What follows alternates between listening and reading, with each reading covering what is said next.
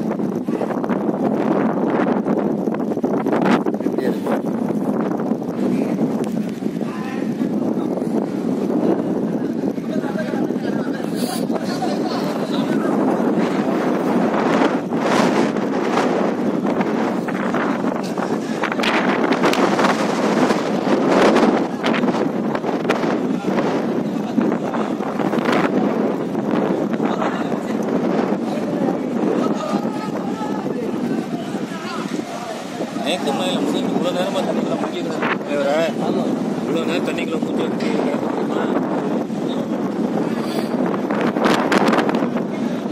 வலிக்கு